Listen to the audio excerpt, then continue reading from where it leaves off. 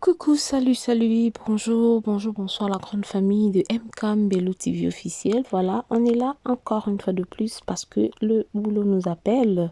On est là pour vous servir la grande famille de MK Mbello TV officiel. En tout cas, si vous êtes nouveau sur la chaîne, n'hésitez pas de vous abonner. Abonnez-vous massivement, aimez, commentez, partagez le lien. Ça nous fera énormément du plaisir. La famille, comme vous avez vu sur notre titre ou dans notre titre, donc nous allons parler aujourd'hui des spiritus. Spiritus, tomoni bisonyo surtout nengeni ni belle vue, abomi libala. Est-ce que asali malamu to asali mabe?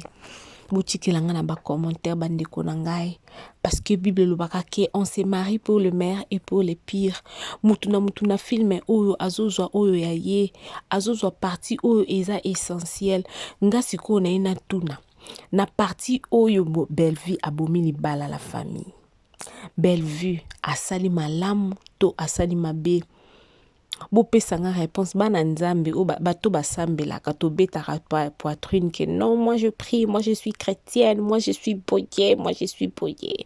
Dites-moi sur les commentaires, est-ce que Bellevue a bien fait ya koboma libala na ye na likambo o ekwe na kati ya foyer na ye to asali mabe.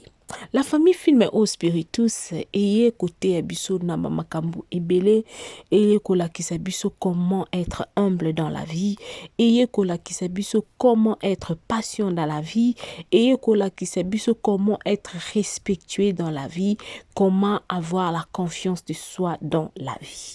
Ce qui n'a lobby comment être humble, c'est-à-dire vini tango azoki mbongo, il voyait tout le monde lokola c'est à ma colonae. Sa façon de parler avait changé. Et c'est là la famille, je vous jure que et ça la makana bande ko ebele. Ce qui a pamba mi kaka mwa mukie. Akumo mon entourage na ko bakomi batu pamba. Akumo mon batu nyoso tu bakomi lokwa ba serpie na ye. Batu belé bandoke belé sur cette terre. Bazana comportement de konabiso vini.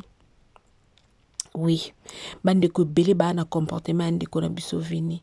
Misusu po mona simbane ki cité nzamba pamboli kaka parce que c'était son tour.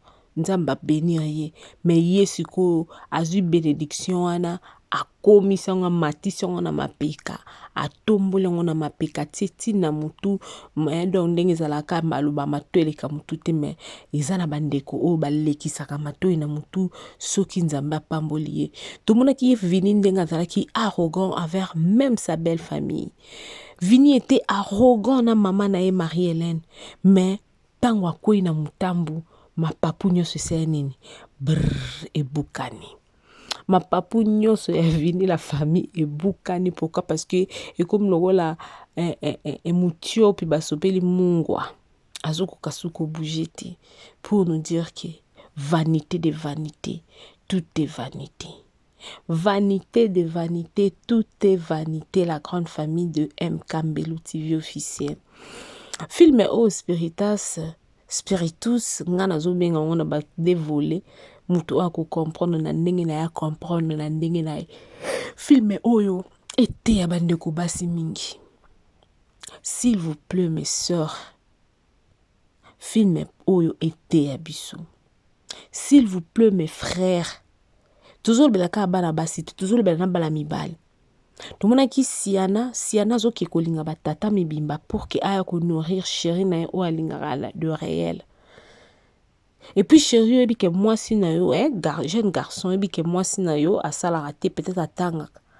Mais moi si na yo azozo a possibilité ya ko tielo provision ya ko futelo ndaku.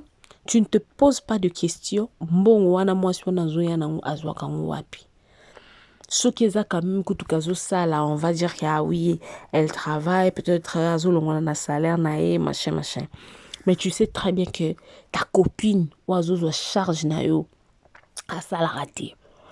Famille pesate que oh famille abato mbongo. Famille o ba na bozui.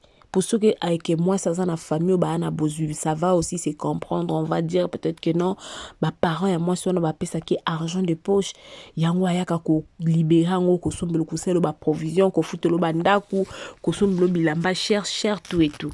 Mais si yana azaki na famille o ezate ke famille a kombo, mais mobali azo futela yo ndaku, azo sombelo bilamba, allez yo pe de ton côté, ozo trahir ye les sous. Filme oye côté ba jeune garçon ya modèle wana. Filme oye côté ba jeune fille lokola ba Getty. Filme oye côté ba jeune fille lokola Getty na quel sens? Pressé na vie eza mabe. Mbangu pema. En voulant tout gagner, on risque de tout perdre. Soko lingi o s'accaparer na nyonso tout oko perdre dans la vie. Na vie faut na patience. To mona ki Getty ninga bande ko seka muninga na azana copain na junior. Azo seka yo mobala nde nyozaka utambola makolo. Ya lingi mobalo ezaki aza véhiculé. Mobalo azo pese mbongo. Mobali oyo soki alobi asali soki alobi kabelo 32 pouces asombi soki alobi kabelo 100 pouces asombi. Or ke mibali ya bongo tolobi te ke bango nyonso tu baza batu mabe. Mais mokili oyo la famille, je vous assure, je vous jure que mokili eza yango ya kobeba. Mokili eza penza ya kobeba makasi. Alors nous devons faire très attention. Nous devons faire très attention. Na couple soko moni déjà mobali bozaki nae belle vie prier. Vini prier. Akoli na mabondeli ne mama na bango beta katolo mama na bango Marie-Hélène. Azo beta tolo nyonso qui akoli si bana na na losambo. Donc c'est-à-dire vini prier. Mais peut-être que landa kaka ko envier kaka. Ko envier kaka nde ko sala ke amoni ke souffrance eleki ake ko luka akota bikota kota po akoma ndenga koma kiwana.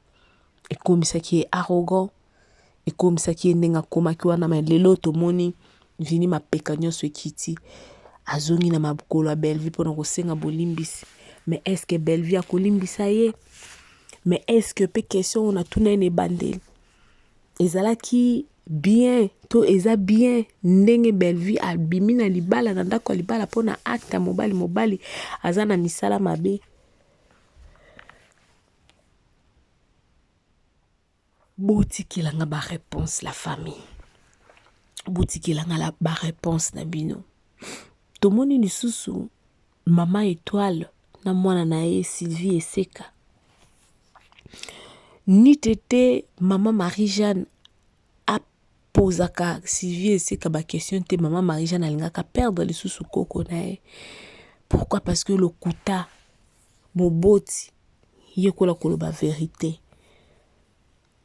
Maman étoile la kosaki Sylvie que ba parents ba tata na famille ba tata na nyonso ba kufa. Or que c'était pas ça. Bakangaka na kibondumba.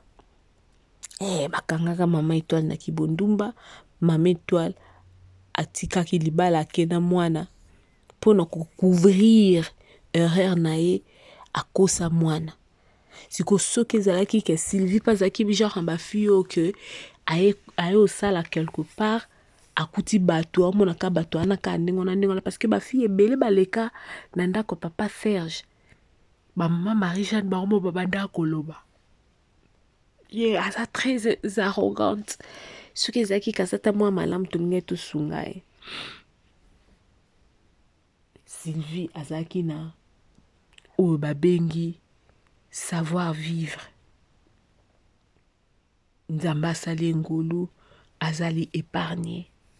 Mais na ba acte ya boy. Film au spiritus ezote ya pe bande kwebele. Oyi mutu entel azalaka chauffeur wana kenda kozwela boss na ye bibembe. Chauffeur wana kenda kokangela boss na ye bato maboma. Chauffeur wana kenda kosala boy pona boss na ye. Boss azozwa azoke koboma. Boye bake makila wana bozo partager yango bino mibale. Boss azo bénéficier na mbongo ebele yo zozwa ba miette.